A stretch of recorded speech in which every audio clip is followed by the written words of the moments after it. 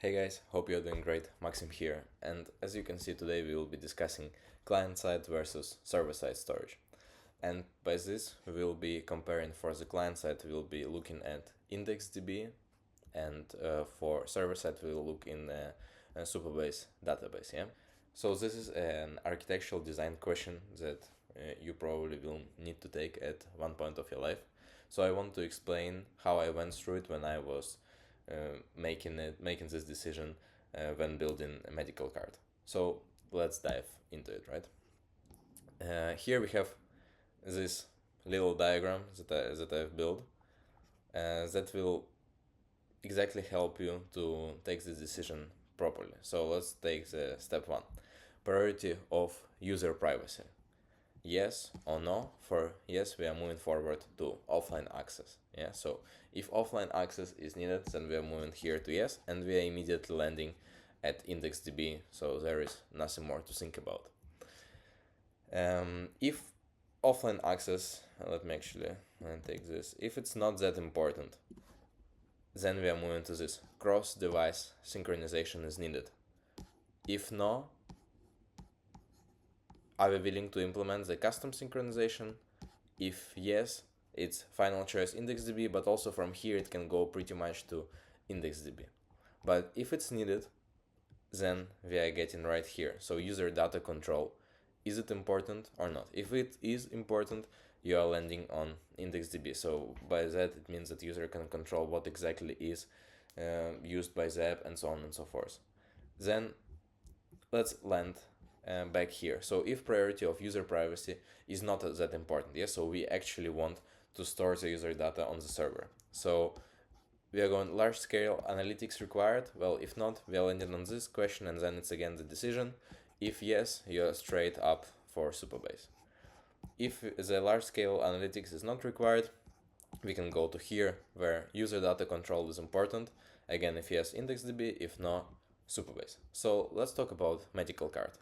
As you may know, medical card is an app that centralizes medical data. Right now we are focusing on blood test results, and it is client focused. Yeah. So what it does, it goes inside the user inbox and takes all the relevant documents to the blood test, and they are getting processed, analyzed, scraped, so that we can create a nice dashboard to provide the look over time for different blood test parameters to user and provide a clear overview. We also have a my data page where a user can actually manipulate all the data and see what we are using for processing of this dashboard and how we do it, and also upload new documents manually that he wants to or she wants to process. And also we have a chatbot that answers user questions based on their blood test results and best practices and so on and so forth. Yeah, so let's go. Privacy of user, is it important? Yes, for me it's very important. I want the all guys who want to keep their data private on their mobile, I want them to have this option. So we go here. Offline access critical? Yes, I believe in critical situations when the user actually needs to pull the data and, for example, show something, or he is in the new country, because we also offer translations. So, and he or she doesn't have the internet at that moment, I want them to be able to process and browse the medical data. So for me, it's a straight up IndexedDB choice. Also for me, cross-device synchronization, well, it would be cool, but it's not that needed, because primarily it will work on mobile phones. But if at one point of time I want to do it cross-platform, I can just write my own custom synchronization. So it may seem like IndexedDB is really a better choice than Supabase. Well, it's not quite. If you are not dealing with extremely sensitive data and you actually want to store it on the server, you can do it. Also, you need to understand that GDPR and HIPAA compliance, it doesn't really care if you are storing it on the server or not. It's more about how you process the data and how you are dealing with it than where you store it. Yeah, so it's not about that. But for me, it's just critical, and it's very important for me that I do not do anything on the server. In the sense, I'm doing all the processing in memory, I'm not storing anything throughout the process, and also I'm outputting it straight out to the client and storing the user data in an encrypted way in IndexedDB. Well, and also to mention, IndexedDB it will be just faster and also will reduce the server load. Also, even though I just mentioned that it doesn't really matter for HIPAA or GDPR compliance that like where you store the data, but how you process it, it in my opinion can still be easier to explain and explain your logic and actually get this compliance by going with this approach. Yeah, but again, not sure. I will test it and let you know. But right now, let's actually get the IndexedDB and compare it with other options of client-side storage, for example, local storage, right? So let's go. Yeah, let's go this. We'll get this for IndexedDB, and we'll get this for local storage. Yeah, so let's go here. IndexedDB, and here we have local storage. So what are the benefits of IndexedDB, or pretty much the differences? Yeah, so first let's go a little bit down here. Sorry.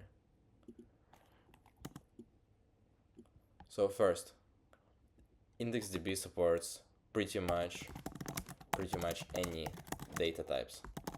So you can store array buffers, you can store strings, you can store integers, indexes, whatever. Then what you also are getting is database structure. So it's really similar to all the solutions like Supabase, Convex, whatever you are comfortable using PostgreSQL. You can define your schemas and it will actually look like that. Yeah. The third is the storage amount. So really your only limit for storage amount is the capacity of user memory. Yeah. So if he has 16 gigabytes storage left, then you can fill them all up if you want to, right? But obviously you want to keep it as low as possible. And the last one is asynchronous operations. I will write just async. With IndexedDB you can do asynchronous operations, and it's much better because it will not be blocking your UI. Also, it's very good to use with web workers and also a bunch of other stuff. For local storage, it's just a much simpler solution. Yeah, so here the only data type that you are getting is key value pairs, and it will all be done as a string. Also, here you are having a limited capacity. So IndexedDB is really, in my opinion, the best way to store data client side. Obviously, it's also much harder to implement than local storage, but I mean, it's not hard. I learned it pretty quickly. I'm actually using a framework, a library. It's called Dexy.js for IndexedDB, and with that, it was really easy for me to implement all the stuff. So this is the video, guys. I hope you enjoyed it, and please roast me on my logic and architectural design skills.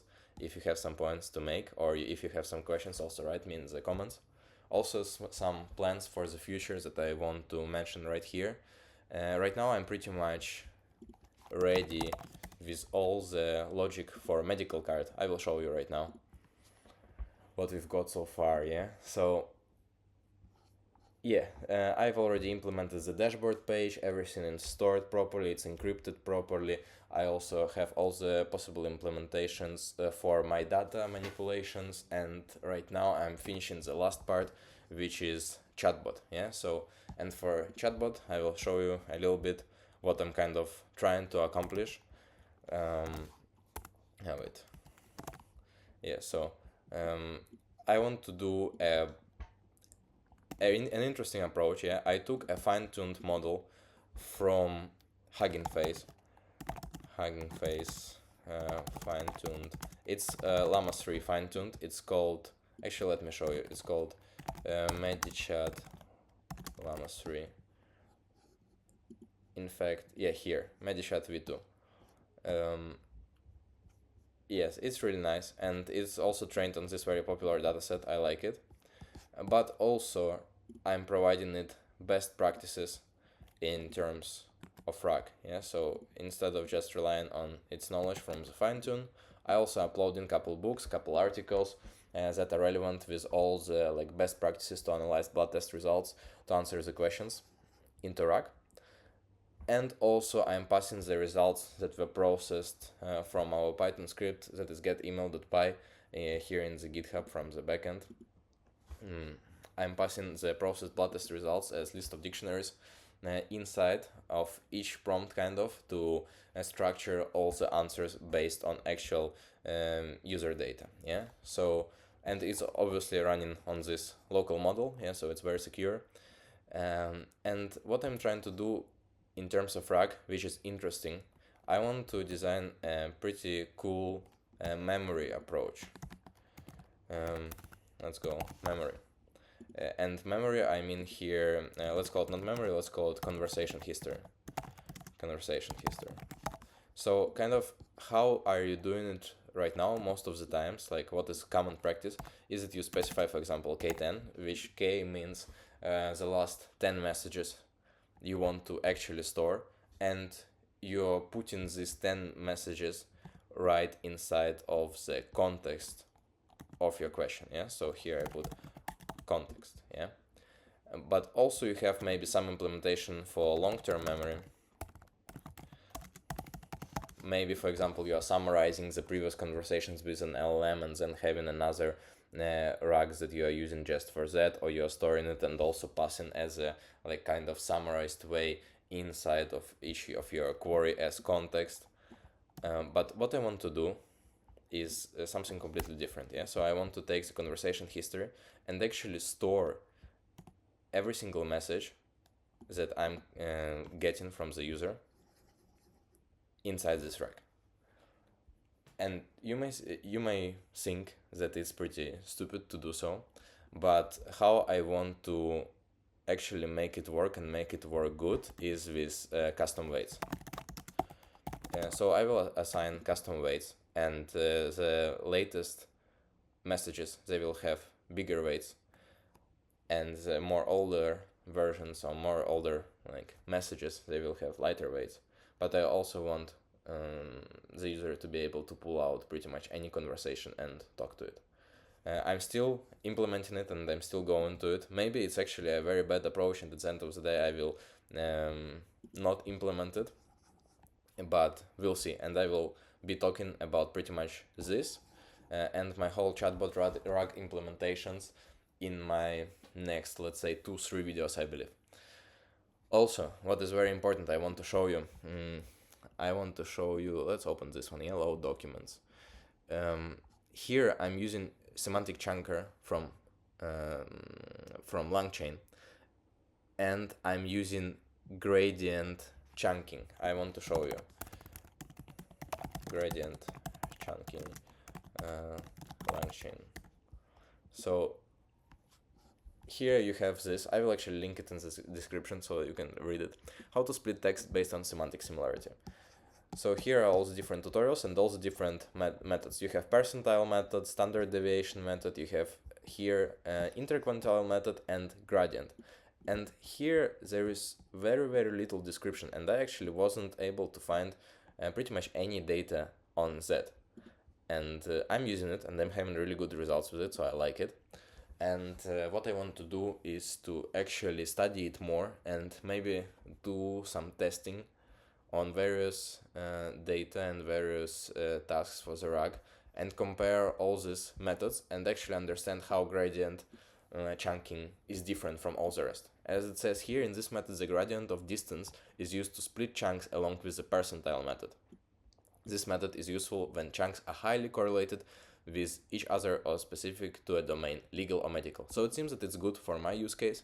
Let's see, I will also play with it much more, but this is really not enough. I understand that it's using the percentile method between the chunks, for the distance between the chunks, but I really cannot understand exactly how it works. I haven't found any data, so I want to do my own research and then show you on this YouTube channel. So please follow along, and yeah, give a follow if you want to see more of that.